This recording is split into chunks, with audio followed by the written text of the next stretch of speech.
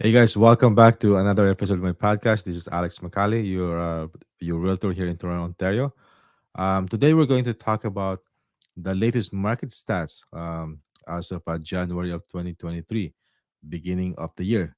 Let's see how we fare up compared to last year.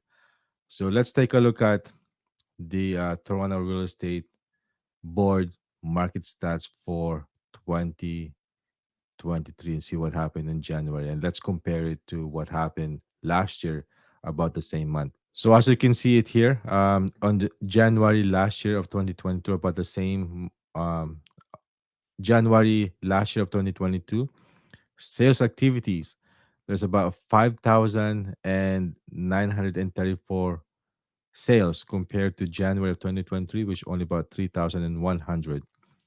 The average sale price in January of 2022 is 1.2 million, and in January of 2023, last month is just well over about 1 mil.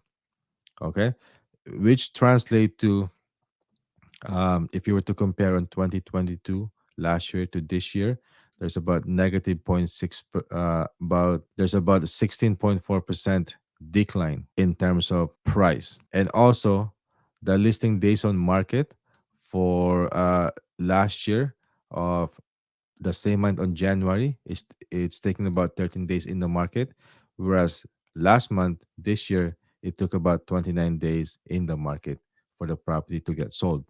Okay, so let's break it down into sales and average price by major home for January of 2023.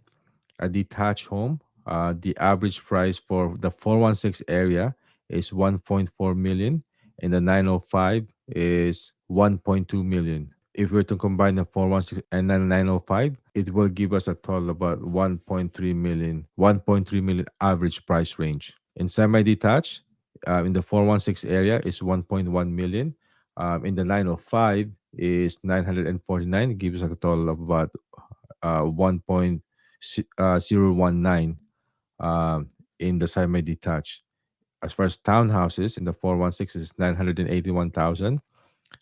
In the 905 is 866,000, which gives us about a total about 887,000 at the average. As far as the condo market, um, in the 416 is 711,000. In the 905 is 646,000.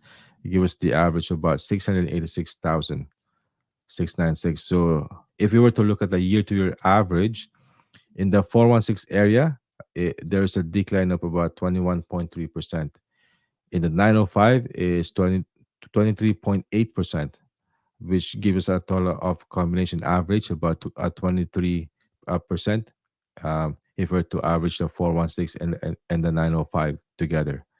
As far as semi-detached, in the 416 is 22.1% decline. In the 905 is 23.2% decline, gives us a total average of about 22.3%.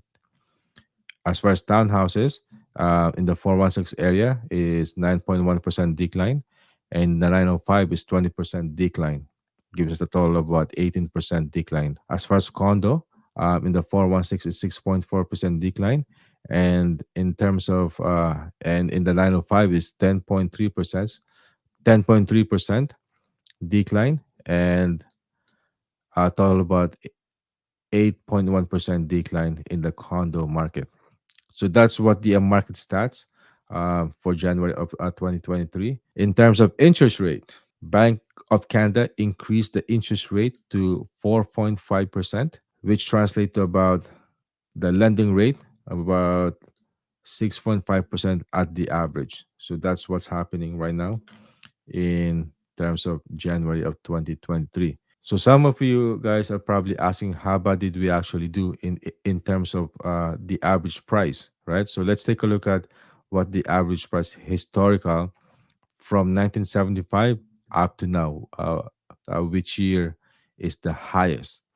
Okay, so if you look at the stats here, in 2022, the highest we had so far is last year, which is the year 2022, where the market really peak up to about 1.1 million at the average price. Okay, it followed by 2021, which about well about 1 million, 1.095. So some of you guys are probably asking me, Alex, where do you think that the market is heading this year? Where do I think that where the market is going to take us this year? So here's what my opinion is when it comes to where we're heading this year. This year is going to be a weird market. The reason why I said that is because of uh, mm, we're going to see a situation where home sellers are going to sell their home only if they have to, which will translate into an inventory issues, right? Because of the interest rates. At the same time, we may see an occasion where there are a lot of buyers that wants to buy a property, but they don't have much choices to choose from, which we may see a situation where some pockets of Toronto may receive a competing offers because buyers don't have much to choose from. Okay. Um, we may also see a situation where Bank of Canada may start reversing mortgage rates. For example, they may start offering a competitive fixed rate compared to a variable rates, right? We may also see a situation where Bank of Canada may change the amortization period, for example, from 25 years and like prolong it to a 30 to 35 years to compensate the interest rate that we're having right now.